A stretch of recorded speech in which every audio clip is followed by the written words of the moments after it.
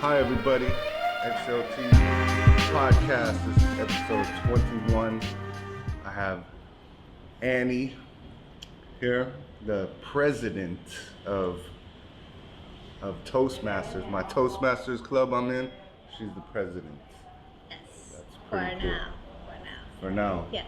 What does that mean? So every year we have an election, and I cannot be president for more than 1 year. So. Seriously? Yeah. It's like an election? Yeah. You can run. Yeah. Maybe. I'm still a beginner. It's fine. I'm like a month in. I haven't even given my what's it called? Icebreaker speech. Oh yeah, good. Now I hold you accountable for it. So Yeah. you will do it. I wrote it. Well, I printed out the form and you fill in all this stuff, so I'm ready for it. Yeah. Yeah. Whenever, president, let me know. So, how long have you been president of the Hot club? Cool Milk? I've been president since July last year, Yeah. and it has been an awesome experience. Yeah. Yeah. Yeah. So, when you ran, did you think you're gonna win? I did not run for president at all. So it's very common in Toastmaster clubs that whoever they see is capable, they just kind of nominate that person. Right. And then you can either take it or you just say decline.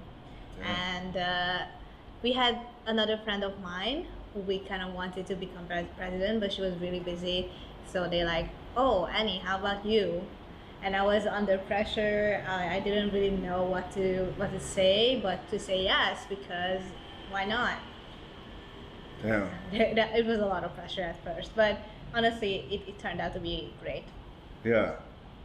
So what is like? So everybody nominated you, or just like? I think one person brought it up, and then everybody else went along with it. So like, oh yeah, why not? Yeah, let's just vote for everybody, and then kind of like peer pressure. Yeah. But yeah. I took it well. Yeah. So what do you do as president? What are like some of your? What is a Toastmasters president do? Well, okay, so this was my very first time being in a more complicated leadership role. So as club president, you have to mostly delegate tasks, which I didn't really learn until now. So like really 6-7 months into my presidency. And it's a hard task because in a way that you're not really doing anything. So I'm not actively on each and every task, but I make sure that things are getting done. So, for example, where are we going to have a meeting? Who is going to do what? Or is this going to be done by XYZ time? Or in what way can we motivate members to be more active? Yeah. And I really consider myself more like a team member for everybody. So if they have any questions, they always like ask me or ask others, or I encourage them to ask others because I don't know. I'm very honest with what I know and what I don't know. Yeah, and I think as a young graduate, it's a great experience to experience any leadership role outside of school. Yeah. It's great experience. I mean, looks good on the resume. It's hopefully, I don't think so. What do you mean? I would put that on the top of my resume, president, because it's a worldwide thing. It's a huge worldwide thing. Yeah, but it's kind of just one club. I mean, I love my club. I swear, I honest to God love that club. But it's just like, well, yeah, I've been a president or vice president here and there, but I think the most takeaway is how I deal with all the little problems and how I solve them. Yeah. With the team. Yeah. This takes a lot of maturity as well. I feel like I've grown so much in just 6, 7, 8 months that I've been doing this role. Because before, I was a vice president of the club, and I really was just focusing on my area, which was PR at the time. So I was really focused on, okay, let's get the PR done, let's get the social media on. So it was really like just one aspect. But as president, I also have to oversee the PR, but also a little bit of operation, a little bit of finance, yeah, and a little bit of membership. So like I'm talking to you as a member face to face. I make sure I always show up on time. Yeah, things like that. Yeah. It's you're president. It's a lot of responsibility. Yeah. That's cool. So, and then before that, so you've been president for like 8 months. When did you join Toastmasters? When did that come on your radar, or something you wanted to do? I joined Toastmasters in 2019, and some of my friends were members, so they're like, "Oh, I need to come to Toastmasters." I'm like, "What the hell does that even mean? Like, are we just gonna eat toasts? We're just gonna eat bread?" That's what everyone thinks. Yeah. It's just so awkward at first. Okay, so you just hear the term Toastmasters, it's weird, and then you go to the meeting and it's even more weird because the bunch of people sitting, people giving a weird speech, yeah, and the whole vibe just left me there. Right. But the people are super supportive. Yeah, it is a good club. There's like, how many clubs in Saigon? Not sure, 5? Okay. Think so? Because I went like 2 years ago to try to join a club, and they weren't very welcoming for some reason. I don't know. I didn't know there was like so many clubs here. So I went and joined. Well, I went to a meeting, and they're like, maybe you don't want to join this club. I was like, whoa. I was like, okay. Oh, excuse me. Yeah, I don't know what club that was. And then it wasn't this club, it was a different one. And then when I went to join this club 2 years later, after pandemic was over, because I'm actually teaching public speaking to kids. So I was like, I need to like do more and be involved. And then, yeah, they were like super welcoming. They're like, come on down to the meeting. You want to join? We got people to help you. So it was really cool. Everyone's super nice. And Mr. Coy, my first meeting, Mr. Coy, hi Coy, brought me out to drink beer right after the meeting. The best. He's the best. He's like, you done? Let's get out of here and drink some beer. I'm like, yeah, all right, let's go. So I felt really welcome after that. Yeah. That's awesome. He's a really active member of ours. We like him. Yeah, he's good. He's really good. Yeah. So what have you gotten? What kind of benefits have you gotten from this, doing public speaking and being president? Certainly a lot of emotional maturity right here. I was really taking things personally back then. I still do a little bit, but right now I try to separate things that they say and things that actually is. As president, sometimes I get feedback like, oh, we are not like this or this enough, we should be like this or this, or look at others, what they do, or what we are not doing, why aren't our members are just as a, but all these comparisons, and sometimes I just need to keep myself grounded and say like, I only have 12 months in this role. I gotta make the best out of it and just kind of nudge people in a very supportive way. Yeah. Like, it's a volunteering club. I'm not paying anyone, and nobody pays me to do this. Yeah. The whole dynamic of a team is a lot different than in an organization or in any company. Yeah. Yeah. Yeah. Because you have to get people to do something, and it's not like you're paying them like you're fired. No, it's like, come on. So you said you nudged them. Yeah. Little nudges. Okay. That's cool. But public speaking really helped me to express my feelings in a very normal way. Yeah. And it's something we never get.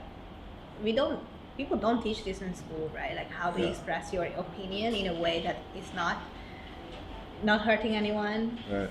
It makes sense. Yeah. It doesn't waste anyone's time. Yeah. Yeah. Yeah. Yeah. I think it's really good. That's public speaking can help you if you're like a aspiring CEO or whatever you're gonna do, you're gonna have to speak to your company, groups of people. So it's good. Yeah, it's helped me a lot so far. Especially, we're doing these daily topics that have been really fun, and it's good because I'm making YouTube videos now, and I like. Before I never wanted to film myself. I'm just like filming the streets, and I'm doing all kinds of stuff. It's okay, come. It's okay. Don't worry. Yeah. Don't worry. Sorry. Don't worry. It's okay. Yeah. So now I'm getting more like I'll speak on my camera now. Like that's another reason. There's so many reasons to do it. But yeah.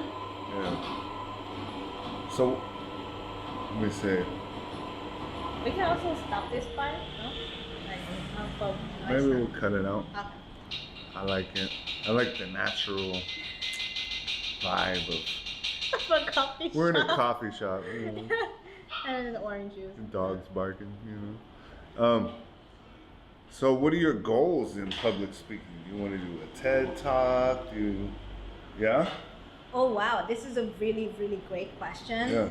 Because again, I've been member since 2019, but the first year I was just messing around. I had no idea what I was doing there. I was so lonely. I wanted friends. Right. So the reason why I joined is because of my friends, not really public speaking. But then when I took a leadership role as vice president, then president, I was like, well, I can be a great leader in any company. I see myself like an aspiring leader. But at the same time, like I'm also picking up public speaking here and there.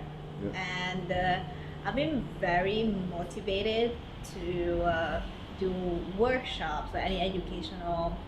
You can say TED Talks, TED Talks is one way to educate people, but the other is just webinars or workshops. I think it's really cool to give an interactive speech. Yeah. Actually, we're gonna plan to do this. We also created a program within our club to let members come in and build their own workshop and then have their own events within our club. Okay. Yeah.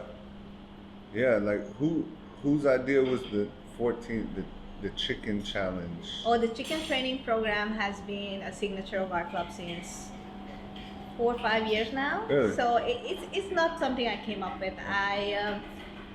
I don't take any credit for this, but I think it's a very great program. And our previous vice president of membership, she actually gave a whole introduction to the whole country. Right. Like a How you call it, division. Right. The division meaning like every leader of the clubs in Vietnam joined that event, and then she got to talk about this because it's just so useful. I mean, it's so fun, right? Like you get to film yourself. You learn how to be more confident on the camera. You do exercise because we like it was a way to increase workouts. Yeah. I like that part. And we did gratitude. So the activities change, but it always has to be public speaking centered. Yeah. I haven't done any workouts since COVID. It's been a week. I guess I'm just being lazy now because you're supposed to wait like 3 days, right? After you recover. I waited like, let's see, Monday, Tuesday. It's been 5 days. Go back Monday. But we're filming our workouts. So every day you do one little speech, and you show like a workout that you do and a talent that you have. So it's really cool. I always forget like all the stuff I've done, and like I'm like, damn, okay, I could. And it gives you confidence because you're like posting your talent. You're like, oh, actually, I'm pretty good at this. Like, I take nice pictures. Like I see people posting pictures and playing guitar and stuff. I'm like, okay, I got some talents too. Exactly. I didn't know my members had so many hidden talents. I'm so proud of everyone. It's really cool because I feel like I know these people. I mean, I went to one meeting, but we go like have online meetings and doing all this stuff, and it's like everyone's really supportive of whatever you're doing. They're like, yeah, go for it. and I get to meet people from, like I did one. I think it was Thailand. It was a Thailand. Dropped in. Got to talk to people in Thailand and stuff. It's really cool. You guys should check it out. Toastmasters. Yeah, Toastmasters. Yeah, it helps you. So, okay, let's go into Annie. Let's learn about Annie. Okay, Annie, where were you born? So you lived in Hungary for a while or a long time. Were you born there? Yeah, I was born and raised in Hungary, Budapest, and Not Budapest. Budapest. Budapest. Yeah. I looked it up. I did my research. Don't call it Budapest. It's Budapest. So you were born there? Yeah, I was born there. For a long time I considered myself only Hungarian, and it was a weird thing when I got to school and then people started making fun of how I look. Yeah. And I was like, what the hell are you talking about? Yeah. You know? And I think my whole identity discovery journey crisis started there. Yeah. But Hungarian is still my first language. I still speak Hungarian. Wow. Wow. So was there, when you were growing up, there was a lot of Asian people there? I didn't live in a district where we had a lot of Asians. So yeah, I think I lived really, really far from the Asian community. Yeah. And so my schools didn't really have Asians, I think. Okay, so you're like the only Asian kid in your class. Yeah, that's cool. My school was over 50% Asian and 10% white. My high school. So, wow, that I cannot imagine that. You know. That's why I had no culture shock coming to Vietnam. It was like okay, it's see? cool again. Yeah, that's growing up in San Francisco. It's like a very international city, and all my friends were all different nationalities. So I think I'm lucky. And then I hear other people, they're like, no, I grew up and there was only one Asian person in my class. I'm like, damn, that's different. So I feel like, I was lucky growing up in San Francisco. So you grew up speaking Hungarian. Yeah. Yeah. And then you lived with your family there, your mom or dad or what? So I lived with my brother and my mom. Yep. My father left our family when I was really, really young, so I don't have memories living with him. Yep. We were living in a small apartment, just the three of us, and because my mom was working so much, she actually sent me to a nanny. So I was actually spending most of my childhood with my nanny. I call her grandmother, Mama. Mm-hmm. She is Hungarian. Yeah. She's very Slavic Hungarian. Yeah. Eastern European grandmother. That's cool. Yeah. And she basically raised me. Yeah. Nice. So when you decided to move back, so how long have you been back in Vietnam, first of all? Okay, I came to Vietnam in 2017. Mm-hmm. Before Vietnam, I spent 2 years in America studying high school. Where's that? I was living in Washington State, everyone. It was like so boring. Yeah. I was in Yakima. Yakima. Do you know Yakima? Sounds like a forest or something. It was like... It was the desert. It's the desert. The desert. Oh my God. Yakima. Yeah. Okay. So you went to high school there. And then why did you come to Vietnam? You feel like, well, you tell me, like, you have your home country, Hungary. How do you Hungary? I don't want to say it wrong. There's a lot of jokes, but I looked that up too. You don't make jokes about Hungary. Okay. We are really hungry. They've heard it all, right? You've heard all the hungry jokes. Oh, you're hungry. Oh. Don't make jokes. Not funny. So Hungary. So did you come back to Vietnam? Why would you want to become Viet Kieu? Well, becoming a Viet Kieu was never really a choice. I feel like I just born Viet Kieu because I'm an overseas Vietnamese by definition. I know that the term has some negative connotation to it. I don't know why. Maybe you guys can tell me. I actually didn't choose to come to Vietnam. Like many Asian students, I was very under the influence of my parents, my mom, and she chose Vietnam to study university because we've got international school here, Right. and it's just a lot more affordable to come to an international school here in Vietnam rather than spending that time and money in the States. Yeah, yeah, big time. Yeah. Big time. Yeah, student loans and crazy. So then, did you speak Vietnamese already? Yeah, I did speak Okay. a little bit. I think my Vietnamese is still not perfect, and you can hear from my accent if you're Vietnamese that my sentences are weird. But yeah, I did speak a bit, so I'm not like zero Vietnamese skills. Yeah, I was gonna ask you that. Like when you talk to people, could tell you're Oh yeah, yeah. like the Yeah. locals. They're like, oh, okay, she's from somewhere else. She's somewhere else. Like, Yeah. where is she from? Like, yeah. They sometimes ask me. I give different answers because I just hate to bore people with the same answer. Yeah. So how did like the locals treat you when they find out you Viet Kieu, when you like go into a restaurant and you're trying to order? Are they like surprised, or are they say, oh, that's cool, nice to meet you? How do they? Nah, when it comes to places like restaurants or coffee shops, it doesn't really matter because you just order and sit down. However, when it comes to making friends, I had such a hard time making friends who accept my weird Vietnamese and accept that I switch between Vietnamese and English a lot because I still feel a lot more comfortable with English, you know? Yeah. So I think that's why I also joined Toastmasters. I hate coming back to this, but Toastmasters was the community where they accepted like, okay, this girl speaks English, but I can still make friends with her. Yeah. Because in university, many times I had this thing where we would be in a group project and they start speaking Vietnamese, I start speaking in English, and there's this like huge, thick wall.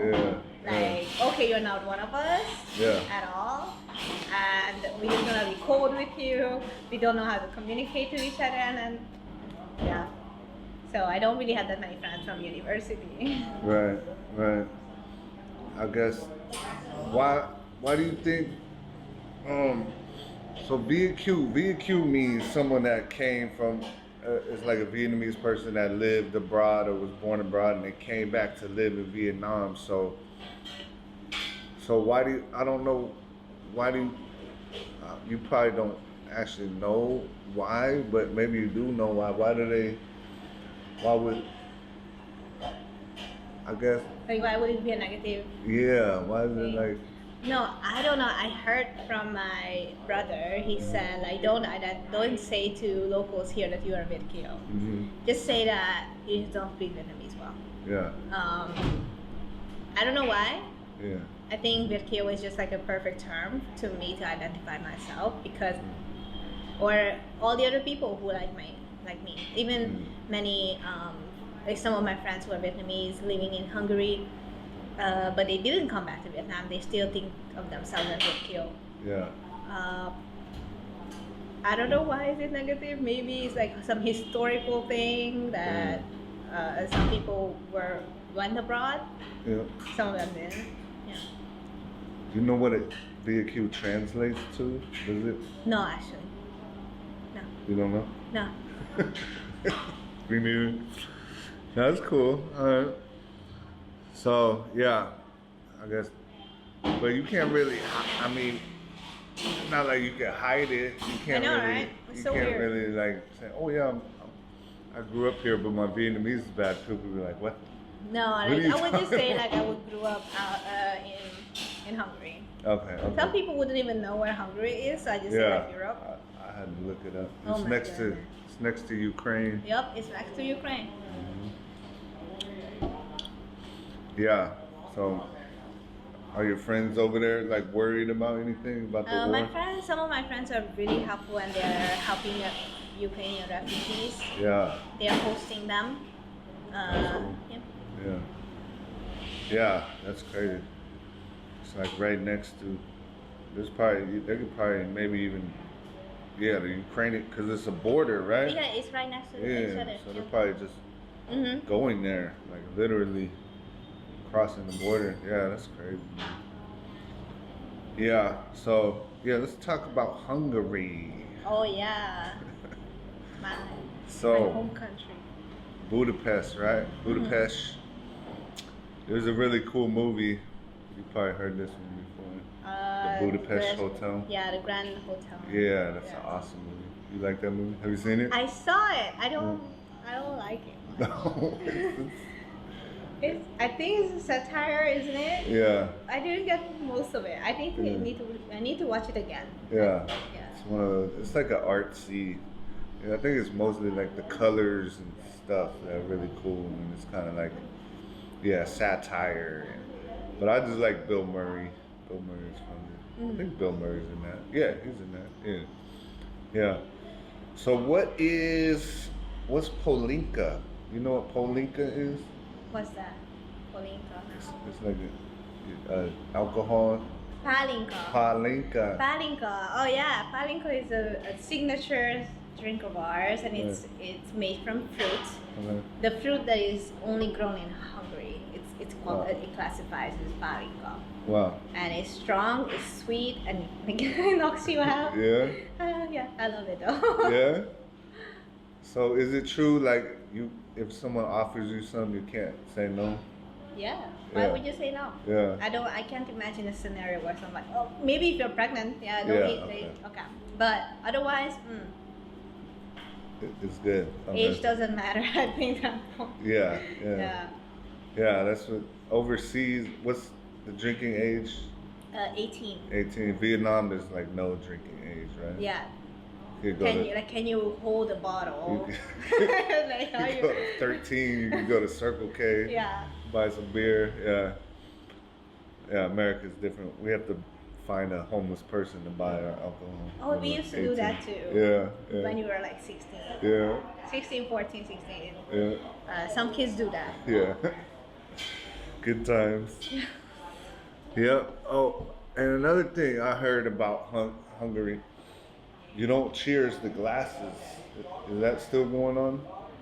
We don't cheer. You don't like cheer, like when you're drinking, you don't cheer? You do? Yeah, but you have to look into each other's eyes. Yeah, I like that. Because if you do it like this, like I just look on the cup or the glass, it's fruit. Yeah. But it's so weird because like I get disoriented, so I like that it too. doesn't work for me. I meet someone, I'm like, we're gonna cheers, we're gonna look in each other's eye, and sometimes they're like looking the other way. I'm like, whatever. But yeah, it's a good thing. I'm glad you guys do that. So, would you ever move back to Hungary? Oh yeah, definitely. Like I've been trying to move back. Like I actually had this like master plan to go home. Really? COVID hit. Yeah. And then I wanted to stay here for my significant other. So that plan kind of sailed away. But I don't know. I see myself going home. I'm young. I can still think about other ways to go. Yeah. Is your mom still there, brother? Or? No, both of us are here. So my brother already has a family in Vietnam here. Hanoi, and my mom, she spent 20 years in Hungary being an immigrant mom, a single immigrant mom. So I don't think she wants to go back, man. Like it was a hard time for her, and she's having a blast here. Yeah. She's like finally back home. Exactly. She's like chilling. Yeah, that's cool. So what would you do if you went back to Hungary? I mean, obviously, you'd probably like go back to the same city all your friends are at and stuff, right? I would start there for sure. And in order to do that, I think I have to establish like a online remote job or something. Yeah. So I can travel back and forth between Hungary and Vietnam. But yeah, I'm working on it. I graduated uni last year. Yeah. So now I've been in a workforce Yeah. officially for a year now. Nice. Yeah. Nice. So I have this vision that, to me, to be able to be flexible, Yeah. I should be on remote work. Yeah. Yeah. What do you do? Right now, I'm in digital marketing, and I'm doing search engine optimization, SEO. Yeah. Mhm. Nice. That's cool. That's hard. I did a podcast for an SEO company. Are you serious? Yeah. How did that go? It was cool. It was really cool. I saw a post on Facebook, we need a podcast. I was like, I do podcasting. And I answered them, and they're like, yeah, you got to interview these people from real estate people from United States. So I was like, okay. So I bought my microphone, got my headphones, had my whole setup, and I had to study about real estate. I like real estate anyway. I kind of do a little bit here. So I got knowledge of real estate, and I started interviewing people, and I was only like 3 episodes into this podcast, and I got that job. Yeah. Is it still going? No, it was just like 10 episodes. Okay. Yeah. How did that go? It was cool. I got paid. Nice. I'm a professional podcaster. Thank you, Ardor SEO company. Yeah. Ardor SEOs for real? Yeah. Oh, I just watched their webinar on an SEO Master Summit. Yeah. Ardor SEO. The guys are from Hungary. Really? Did you know? Chris Reed. And iPad. They are both. Okay. Yeah. Anyway, if Ardor SEO is watching, that would be cool. You want a job there? Maybe let's have in the future. I'll call. I know the owner. Awesome. Yeah. I was planning to message or send an email to the guy who was presenting, because he was just having such a cool material. Yeah. I mean, I'm such a beginner right now. I've been doing SEO for 6-7 months, so anything that I learn is like great. Yeah. Nice. Okay. I'll connect you.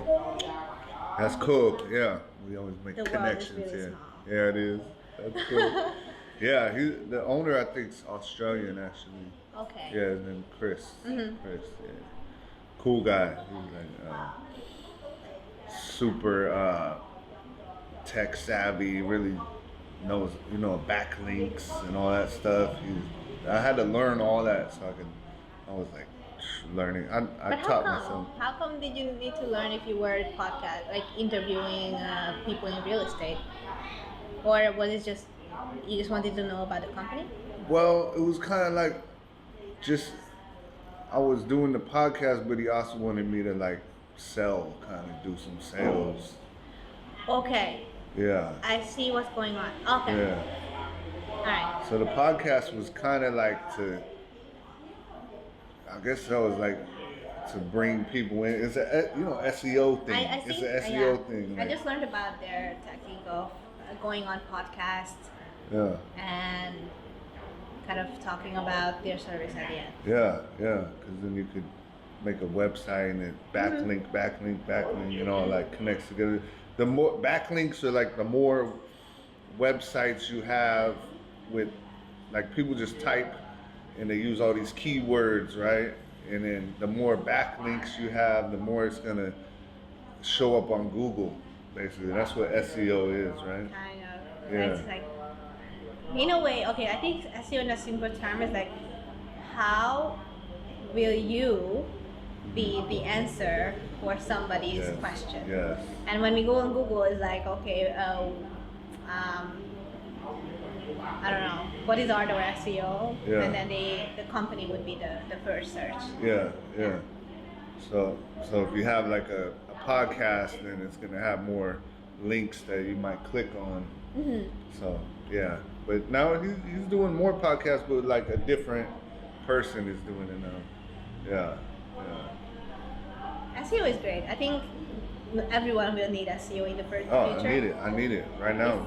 Yeah. I need it right now. It's like whoever has a website needs SEO. Whoever has an online business has to have SEO. You got to. Yeah. You got to. It's like if you're in a big city and you put a billboard up for your company, but you put it facing a wall. No one's gonna see it, right? You gotta know where to put this big billboard or this big advertisement. That's what SEO does, right? It's more like, I don't know. I don't think it's more like advertising. It's kind of like more organic. Yeah. So naturally, you would be the first person who answers the question of the person. Right. And Google Ads, like the first page of Google is all Google Ads, right? Nah, not No? necessarily. Okay. I don't know. If you can type in like how to invest in real estate, Yeah. that's like a search question, a query. Yeah. And if your company who is doing real estate could be the first, or at least the top 3, that's their win. Okay. It's so confusing. Ask the expert. I honestly I feel like SEO is a little bit hard to understand, but once you're doing it, it's simple. Yeah. It's simple, not easy. Yeah. Search engine optimization. Yeah. For that kind of explains it more. Yeah. Optimize your company when it comes up on Google. You want it higher up, right? Yes. You don't want it on the 3rd page. No one clicks the 3rd page. Come on. Yeah. So is that what you studied at RMIT? RMIT is the top university in Vietnam, right? I don't know. They advertise themselves as it is. That and TDT are the, I guess, top. I went there. I went there. I went to RMIT. I studied international business with a digital marketing minor. Nice. So honestly, digital marketing studies in universities is still like not updated, because digital marketing is updating every month, every week, every hour. So I don't think I learned much when it comes to digital marketing in my school. Yeah. It was mostly like past 6-7 months that I learned was like the most valuable in terms of my career. Yeah, okay. And it probably change. Like you said, it changes all the time, right? Yeah. It's kind of like technology. It's always like you get a new camera, and then a year later, that camera doesn't even do what you want it to do, because there's 10 new cameras out. But I guess that's the same with digital marketing. And you want to make that your career, huh? Yeah. Digital marketing is really big though, so I really want to stick with SEO, because SEO it's a small part of digital marketing, but SEO on its own is already huge. That's why you have different SEO agencies, because everybody has to be specialized in an area to make it complete. One time I talked to a person, and he kind of made a metaphor that, well, if you have a doctor friend, you kind of expect that doctor to do your surgery, to check your eye, to see if you're having COVID or not, you know? But at the same time, you kind of realize that, oh, this person is a surgeon, or this person is a dentist, or, you know. So each and everybody has their own specialty. And it's the same thing with digital marketing. There's some people are really good with Facebook ads. You know how to do that kind of stuff? I did Facebook ads before, yes. Yeah. Maybe I'll.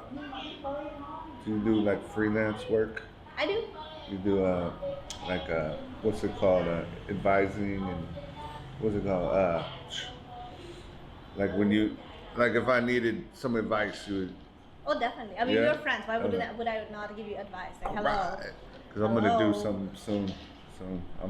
So I want to start my own digital company, and I'm tired of working a 9 to 5. I want to be a digital nomad.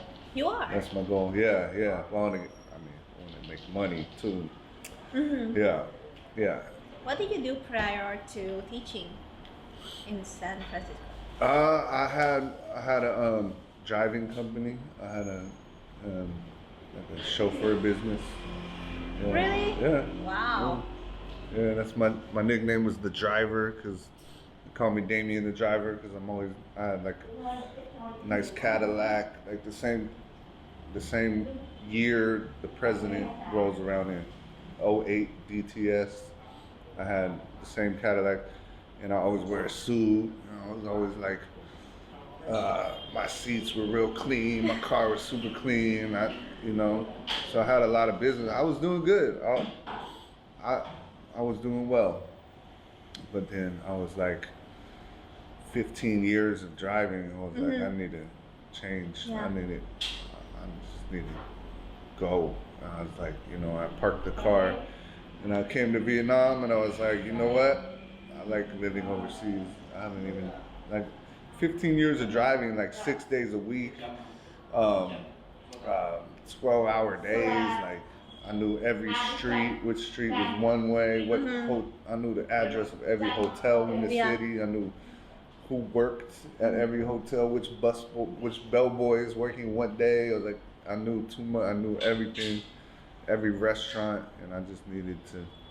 I wanted to travel. I wanted to get out, and I came here, and it's really cool here because, you can find a job easy here if you're American. Yeah, teaching jobs, even if you have no experience, and they pay pretty good for foreigners. I really admire how you kind of let go of something that worked so well for so long. Yeah. I think letting go from at that point is kind of hard. I don't know. Yeah. I cannot imagine. Because I'm just starting. Yeah. I'm just a baby.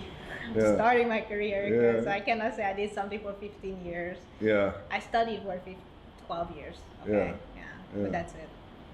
Well, I started driving cab when I was 21. I was the youngest cab driver in the city, I think, pretty much, because you had to be 25 to drive cab legally. Okay. But I worked for the worst company. Oh, wow. And the cars were just decrepit and just crappy. But I paid like some people off, and they let me, they're like, okay, we'll add you to the insurance. And I did it.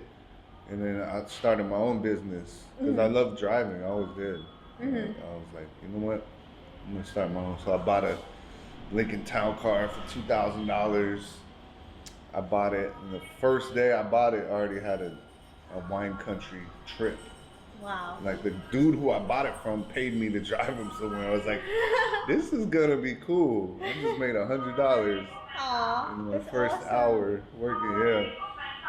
So I did that, and then it was just like too much driving. I wanted a break. I just felt like, it's really I'm really free. I could stop driving and go watch a movie anytime I wanted, but it was always like people calling me 4 a.m. Hey, I need to go to the airport. Like, all right, wake up, drive to the airport. It was good money, but I just wanted to change my life. I always wanted to live overseas. That was always like a little goal of mine.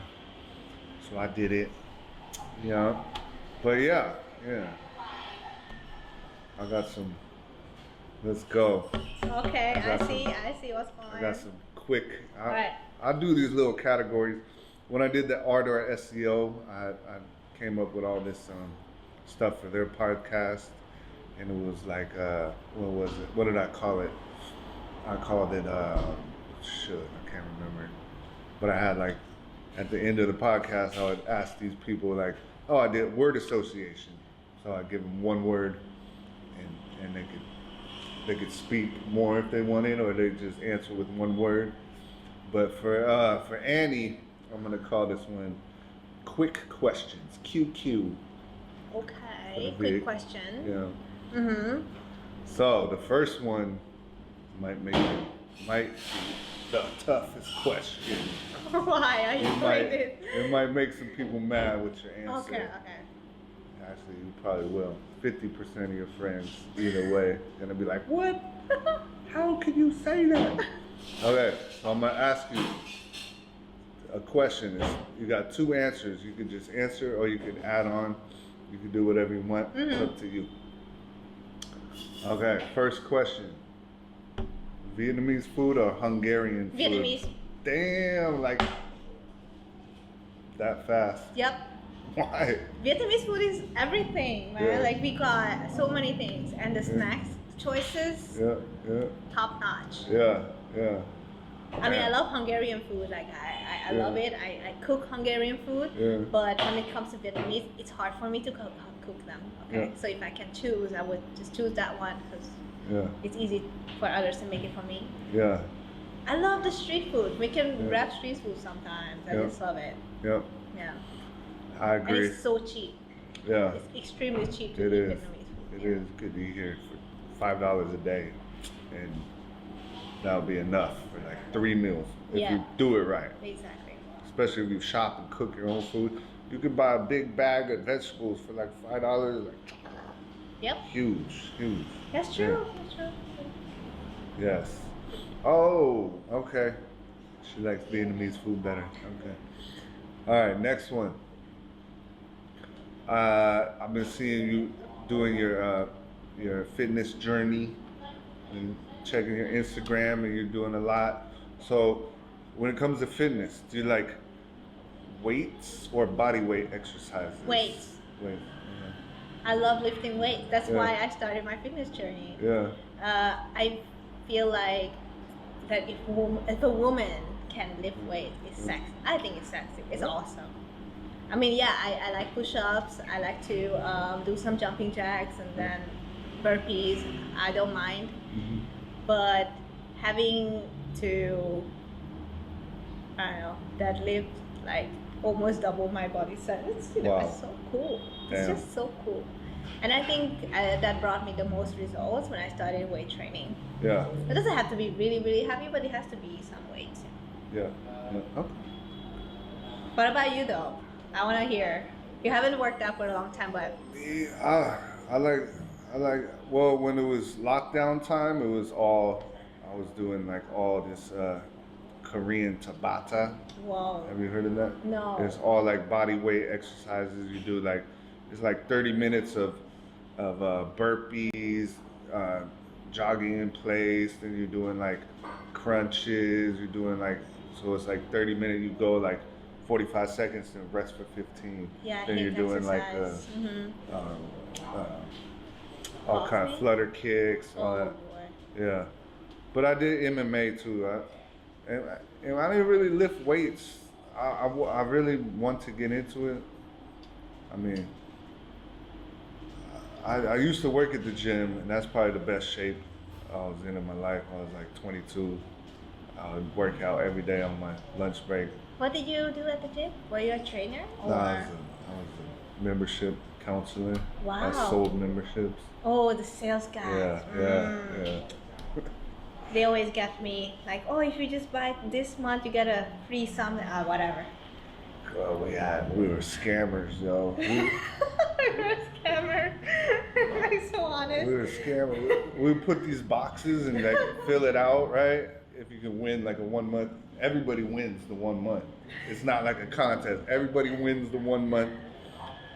And we just take that and we call. We're like, oh yeah, you got the 1 month. Come on in. And when they get there, we're like, yeah, this is your 1 month. What's that gonna do for you? How are you gonna work out for 1 month? You need to work out for the rest of your life. I'm gonna put you on a 1 year contract. You know? Yeah. And they're like, you're right. You're right. Yeah. It was That's bad. true. You cannot just, Yeah. It's all about consistency. It is. Yeah. It is. But also enjoying it. I enjoy lifting weights, so to me, it's a lot more sustainable to do it. Yep. Yeah. I mean, I'm gonna get back into it. But I've been doing jogging. Like when I get into it, I'm really into it. But yeah, consistency is the key. I was doing the MMA, and then COVID hit, and I didn't go back. And then I was jogging every day, and then I got COVID, and I stopped. That's my one problem: consistency. I mean, you cannot say like, well, COVID, I wouldn't beat myself up on COVID. I had it too, and it's kind of shit. Like I was in the rhythm as well, but I have to give our body a rest. Yes. I rested enough. I need to get back. All right, next question. Hot or cold coffee? Cold. Cold coffee. I love my latte. Yeah. Oh my god, I'm so particular with my latte at home. Okay. Yeah. Cold. And also like the hot one is like, I'm about to hype myself up, and if I'm drinking a hot beverage, it just slows down the process. Yes. How about you? Now I like cold coffee. Yeah. In San Francisco, it's freaking freezing in the Oh. morning, and you gotta drink hot coffee. Makes sense. In the afternoon, it warms up, you drink an iced coffee. But here in Vietnam, it's always hot. Yes. So iced coffee is the way to go. It is.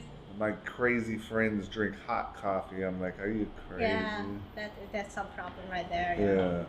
Yeah. Early in the morning, I'll drink hot coffee. It's like 6 a.m. I don't really want to have like a shock with the cold, so I drink just warm. But yeah, cold coffee in Vietnam. All right, next question. Small town or big city? I gotta say big city. Mm-hmm. And my boyfriend hates it. He likes to be in a small town, but Yeah. I like big city. Yeah. Like I've been in a small town. Yeah. Yakima is a small town. Yeah. And somebody watching this from Yakima, yeah, you guys are living in a small town. Like, it was nice for a week. Yeah. It's nice weather. You see the trees, you admire the scenery, but then what are you gonna do? Yeah. Yeah. I couldn't do it. Yeah. I'm a city boy. Yeah, me too, sea girl. Yeah. So. All right. I mean, San Francisco is pretty cool. The city is really nice, right? Yeah. Yeah. Yeah. Well, Saigon. Well, San Francisco has about 1 million people. Mhm. So you kind of like drive across it in 30 minutes. Like Saigon has 10 million people. 10, exactly. So it's like, It's a mega city, right? yeah, you may meet someone and never see him again. Like it's that big of a city. Yeah. Yeah. Like my neighborhood probably has 1 million people. Mhm. Yeah. Mhm. So big city, me all the way. Yep. Same. Yep. All right, next one. YouTube channel or TikTok? For me, Yeah. I would do. It's from a marketing perspective. Everybody listen. YouTube. Okay. Yeah. Yeah. TikTok would become a second. Right. But it's quick question, so it's YouTube. Why? Because it's gonna be an evergreen content. Yeah. So whatever you put out, it will take time to grow, but it never stops growing. Yeah. Yeah.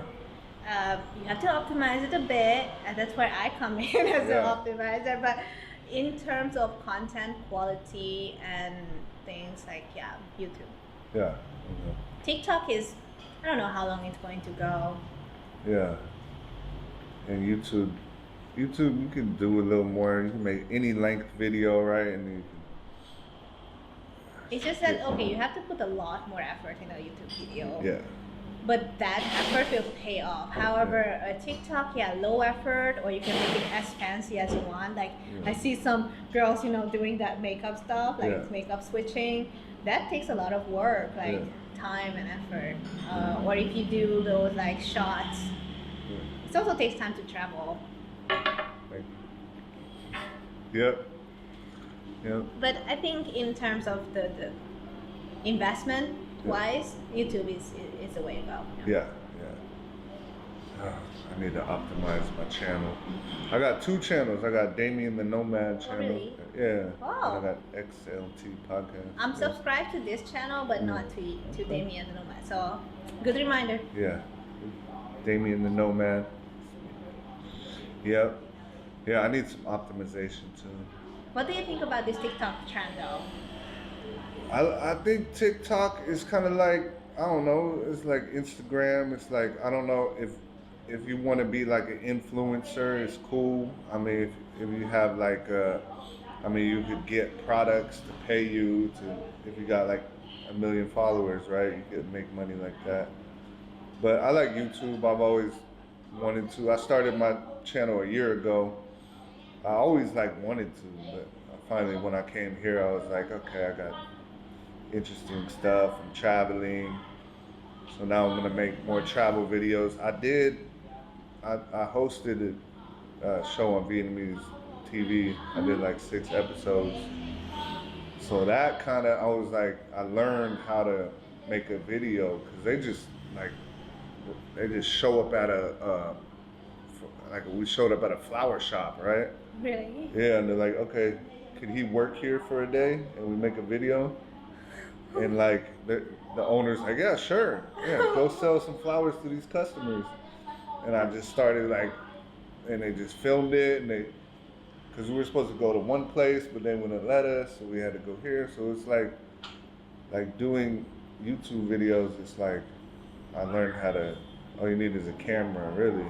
Yeah, and the software to edit your videos. Yeah. And I know how to do that because I learned in film school. That's how I learned. Well, you went to film school? Well, I went to college. That's awesome. Yeah. Damien, you did so many things. Like, I think I need to do a podcast on you just to like explore what You you've should done. do it. Yeah.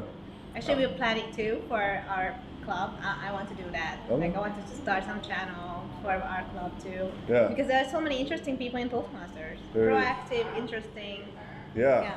I see Moni Lee got one now. She got a podcast. Yeah. Or maybe she had one before. But She joined that podcast, the creators in Vietnam. Yeah. I follow them. Yeah, there's a lot of people doing podcasts. Neil, 7 Million Bikes. Neil, hi. Yeah. I'm waiting. He's supposed to invite me to his podcast. You did mine. You gotta call me, Neil. I'm ready. Neil's a good guy. He's great. He's awesome. Yeah, he helped me so much. He's like, you gotta get on Spotify or it's not a real podcast. I was like, oh, really? Okay. Guess I'll get on Spotify. Thanks, Neil. All right. Next question. Okay. Acting or modeling? Modeling. Mm-hmm. It's just acting, like, it takes so much effort. Yeah. I would say neither, because I don't consider myself the person like that, but if I had to choose modeling, Yeah, acting is tough. Acting is tough. Like, my facial expressions don't match what I say. Yeah. Okay. I can just like laugh and say, I'm gonna die. And then very cool. All right, modeling. Yeah. All right, last one. I think we got like an hour so far. Dancing or singing? Dancing. I used to dance for 10 years. Okay. Yeah. So I love dancing. Back in Hungary, I got to the point where we went to competitions too. Wow. I was always shy to start solo dancing, but America came, and I kind of stopped dancing. I was a cheerleader though in America, so it was kind of dancing. But Cool. That is, Yeah, I like to dance. Nice. So you can't sing then? I used to sing when I was as primary school, but I like to sing too. It's just I like dance better. Yeah.